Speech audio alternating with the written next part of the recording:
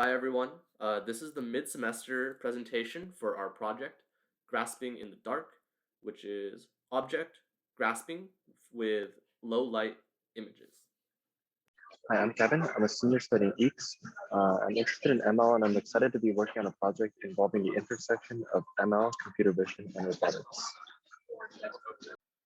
Hi, my name is Victor. I'm also a senior studying EECS. I'm particularly interested in controls and autonomous driving, but I'm still really excited to learn about computer vision and do this project on low light reconstruction.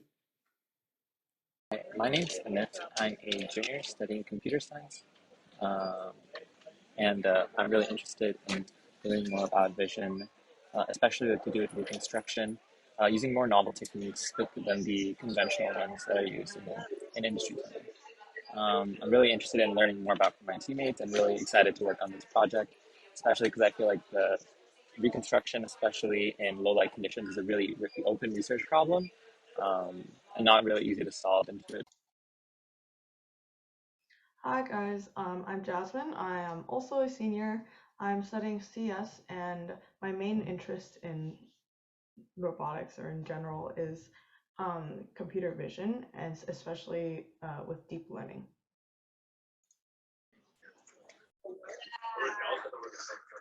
I'll now go over a quick introduction of our project goals. Our project statement is the following.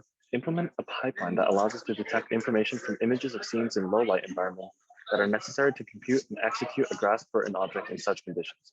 So essentially, we want to be able to take an image of an object in low light environments, compute some sort of 3D representation of an object, and then compute a grasp based on that 3D representation. What's our project motivation? Well, there haven't been many research projects in the past that tie together the domains of low light reconstruction and grasping. We thought this could be a good area to explore. And we also thought that future robotics applications could make pretty good use of this technology. There seems to be quite a few good applications with given light and power limitations in a mobile unit, such as like nighttime outdoor operation and search and rescue robots operating in dark environments. I'll now go over some theory regarding how our graphing pipeline will work. So we have three stages. The first stage is low light image enhancement. The second stage is 3D representation generation of our object. And our third stage is actually computing the graph based on this 3D representation. For low light image enhancement, this stage involves taking an input, which is an RGB image of a scene taken by a camera in low light conditions.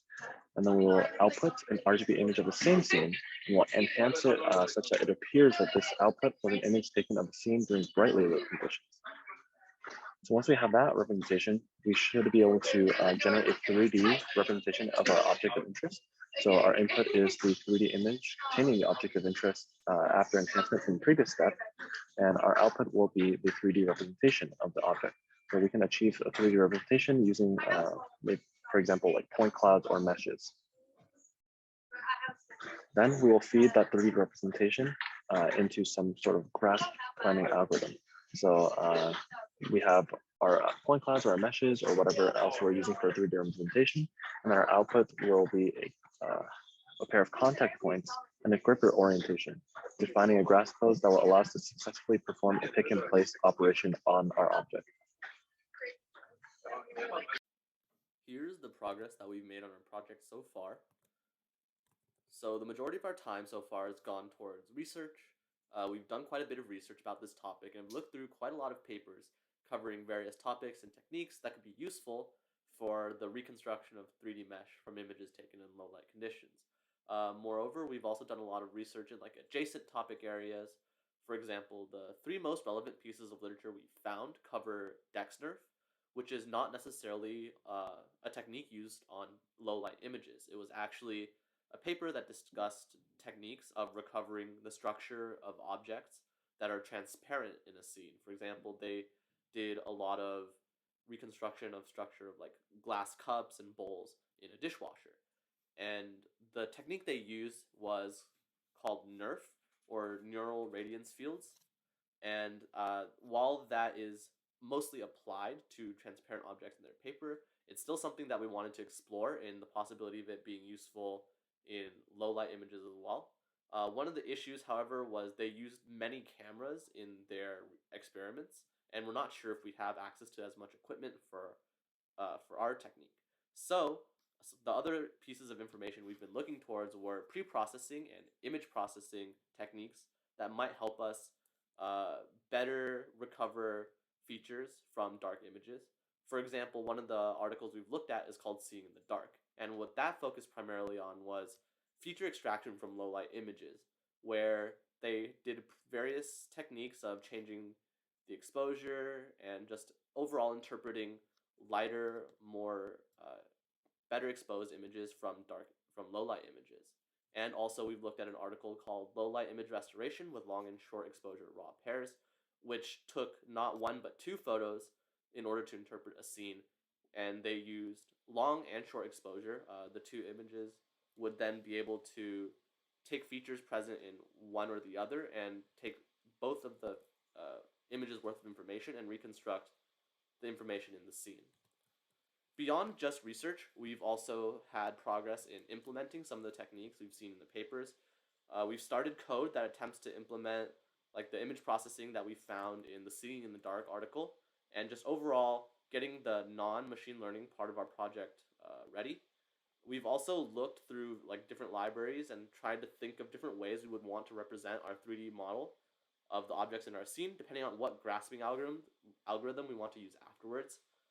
For example, for the grasping, we've already done Project 3, which takes in like object meshes in the form of a tri-mesh object to compute the grasp qualities. So we thought about using tri-mesh objects to represent our 3D mesh.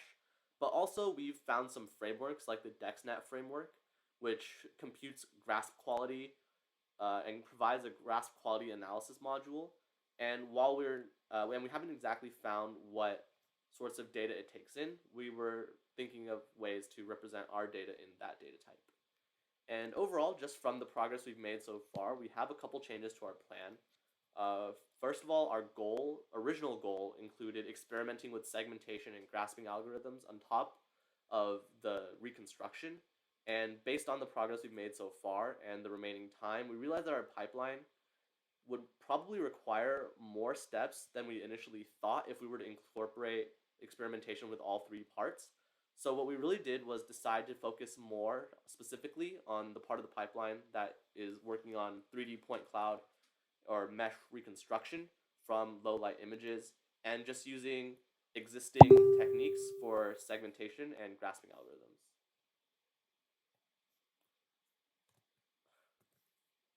This is our 2-week plan for what we're going to get done and the timeline and stuff before the project is due. So for the first week, we want to flesh out our framework and basically get all the non-ML stuff, like the more computational photography stuff, fleshed out. So the first part of the pipeline is getting from an image to a point cloud. So in order to do this, we normalize images or amplify their brightness so that we can get from our really dark images to something where you can kind of see features. We Gaussian blur to get rid of the noise, or get rid of some of the noise, and then we use OpenCV to get the Harris points on the process image, and we have an algorithm from point matching also based on an area around the points. And then now that we have these basically paired points on these images, we can use 2-view reconstruction to get a 3D point cloud from Baxter's hands images. So like the two cameras we're going to be using are Baxter's left and right hands. We may end up needing to do multi-view reconstruction on more images if the resulting point cloud is too incomplete, but this is our first step. And the next step is to get from a point cloud to a grasp. So first we need to get a mesh. So in order to do this, we use a heuristic based on like the closest endpoints around our point in question to estimate a plane. And then now that we have a plane, there's two possible normals, and the correct one is pointing out from the mesh. So it's pointing out from the average of all the points. And with our points and normals, TriMesh has a built-in called an algorithm called a ball pivoting algorithm to define a mesh. And then now that we have a TriMesh, we can use our same algorithms from Project 3 to compute and execute a grasp. Or if we find open source algorithms or built-ins that are available and they perform better, then we can use those as well. And then once we're done with all of this from an image to a grasp, we evaluate our entire pipeline based on the quality of grasp and the quality of mesh produced how exactly this will be evaluated, like objectively, is a problem we need to consider more. And also at the end of week 1 or during week 1, early in the week, we plan to reach out to someone in Ken Goldberg's lab to ask about DexNet, which is one of the papers that we were reading about that is kind of relevant to our project, but we didn't fully understand / isn't like totally applicable to what we're doing. So we're going to ask for like more information about that and good directions to go in. And then later on in the week, once we started like fleshing out parts of our non-ML pipeline, we want to start looking for existing models, collecting data sets or Baxter data, and writing framework for any models we want to implement ourselves.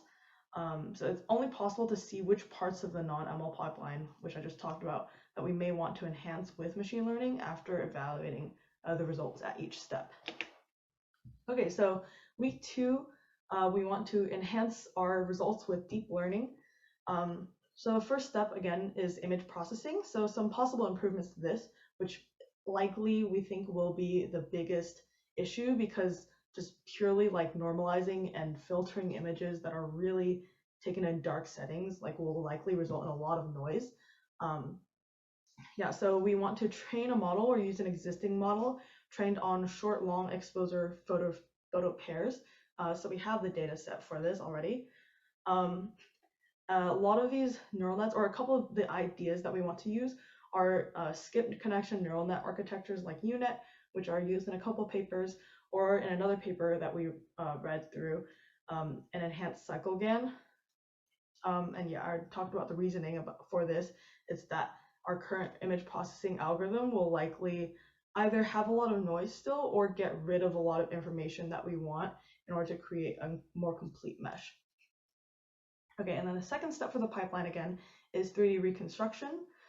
Again, we want to look for existing models. Many of these will work on a single image rather than multiple, and will likely require some, or will definitely require some calibration to get point clouds in Baxter's world frame. So our data set for this is the ShapeNet data set, which we'll need if we want to like train anything ourselves. And one of the state-of-the-art models that we want to try first is 3D LMNet, or 3D LMNet, which has been mentioned by multiple papers as doing pretty well in reconstructing these point clouds. And some other models can be borrowed or edited from the papers discussed in class, but data for these will be weirder because we don't exactly have the right data set, or like the data is not as relevant to what we want to be doing. So this will be like, I guess, a stretch goal if we have time. Like it might be interesting to compare. Hi, some of the roadblocks that we're facing currently is finding first a good quality and repeatable data set that we can produce, especially since like conditions, we're trying to figure out exactly how much lighting is necessary, as well as how can we produce a solid ground truth ourselves, be able to compare our reconstruction to a mesh of the data itself, and what metrics we want to do to compare between the ground truth and our reconstruction of it.